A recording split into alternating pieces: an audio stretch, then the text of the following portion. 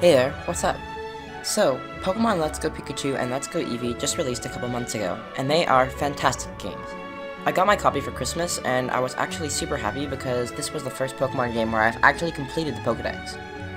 I've always loved Gen 1, call me what you will, so these games were really a great experience for me. There were a lot of switch-ups to the Pokemon formula, some for the better and some for the worse, but fans that didn't like these changes shouldn't fret because Game Freak did announce that they would release proper Gen 8 games for the Switch this year. But with these new games, I really think that there is something that needs to be added. So that's what I want to talk to you about today. Hey everyone, and thanks for watching this video. So, I haven't been a Pokemon fan for too long. My first game was Pokemon X, but I really loved Sun and Moon. You can easily tell that by looking at my YouTube channel. One of the things that was most important to me was getting all the special Pokemon that I really wanted. It's impossible to fit 800 plus species of Pokemon into one game, all catchable. So it makes sense to allow players to transfer Pokemon over from previous games.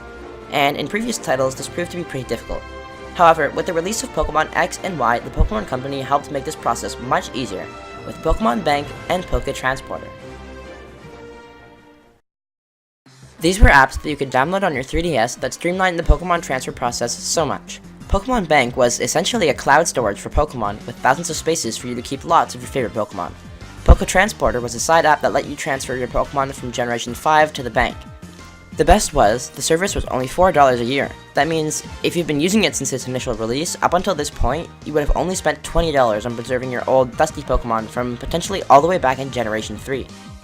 Alright, so I really love the idea of Pokemon Bank, and now that Generation 8 games are on their way, I think it's more important than ever that the Pokemon Company ports this app to the Switch. Why? Well, the answer is compatibility. While, yes, Pokemon Bank made it much easier to transfer Pokemon and offered the cloud storage too, it wasn't technically necessary. Back when Nintendo first released the DS, they included a Game Boy Advance cartridge port on the system, so you could still play games from the previous generation. This also allowed for the possibility of transferring your Pokemon from the Generation 3 GBA games to the new Generation 4 DS games, since you could now have both games in the system at the same time. This transfer between new and old systems was great.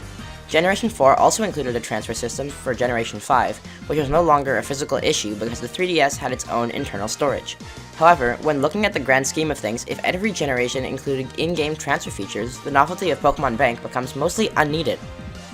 But now that the Pokemon games have made another jump from one console to the next, we're back at the same problem that Generation 2 and 1 games had with Generation 3 on the GBA. There's no physical way to transfer these Pokemon from the 3DS titles to the new Generation 8 Switch games. So, the Pokemon Company has the perfect opportunity here to make a quick buck and satisfy many trainers' needs to help keep their Pokemon with them for their new adventures. Pokemon Let's Go also lacked one of my favorite parts of Pokemon, being the global trading system. Legendary and mythical Pokemon from older games were super popular there, and I enjoyed trying to get my hands on all of them. I'm really hoping they decided to include the GTS as a feature in Gen 8, and adding the ability to transfer your old Pokemon would diversify the market, if you will. I hope you know how important this is to some people, and that they get to work on this. Hey everyone, and thanks so much for making it to the end of the video.